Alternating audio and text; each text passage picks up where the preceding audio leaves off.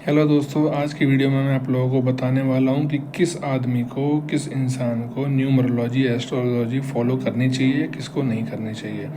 देखो, 3-4 तरह के लोग होते हैं। पहले वो होते हैं जो केवल भगवान के भरोसे जीते हैं, जैसे साधु संत महात्मा होते हैं, ठीक है। उनको इन चीज़ों से कोई मतलब नहीं होता।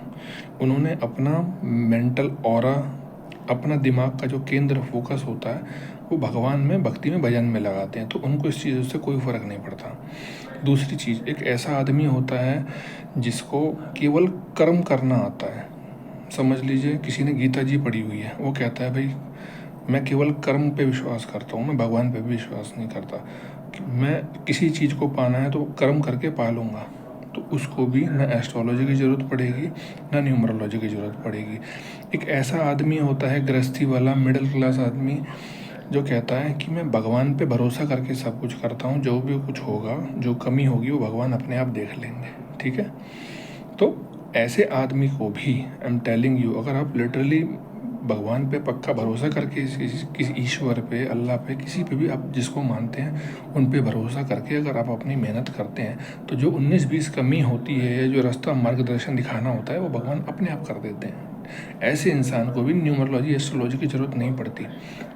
अब एक आता है जो मेजॉरिटी होती है इंसानों की, वो ये है कि मैं भगवान पे भी विश्वास करता हूँ और मैं कम से कम एफर्ट में अच्छी से अच्छी चीज़ जल्दी से जल्दी लेना चाहता हूँ। सॉर्ट ऑफ पके पकाए ऑप्शंस मेरे को मिल जाएं, ठीक है। तो ये न्यूमरोलॉजी, ये एस्ट्रोलॉजी वहाँ काम आती है, ठीक है।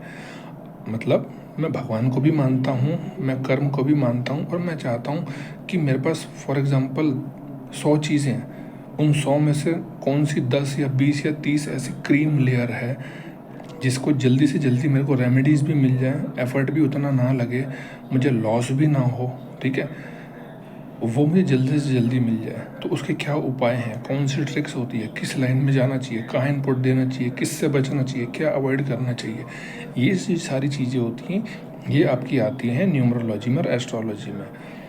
अलग अलग कम्बिनेशंस होते हैं। एस्ट्रोलॉजी में 1 लाख से ऊपर कम्बिनेशंस होते हैं, न्यूमरोलॉजी में 81 कम्बिनेशंस होते हैं। एस्ट्रोलॉजी के लिए अगर आप जाते हैं तो एस्ट्रोलॉजर की ज़रूरत पड़ती है। न्यूमरोलॉजी फॉलो करते हैं अगर आप, तो आपको न्यूमरोलॉजिस्ट की ज़रूरत पड़ती है। तो ऐसा जो मिडिल क्लास आदमी होता है, जो कर्म पे भी विश्वास करता है, भगवान पे भी विश्वास करता है, और मिनिमम इनपुट में मैक्सिमम चीज़ें लेना चाहता है विद प्रॉपर किसी की गाइडेंस के साथ में, तो उनको एस्ट्रोलॉजी और न्यूमरोलॉजी फॉलो करनी चाहिए। कुछ गलत नहीं है अगर आप करते हैं, और अगर आप भगवान पे विश्वास करते हैं तो भी कोई दिक्कत वाली बात नहीं है, ठीक है। तो इस चीज़ में बिल्कुल भी गलत फहमी मत रखिएगा। Thank you.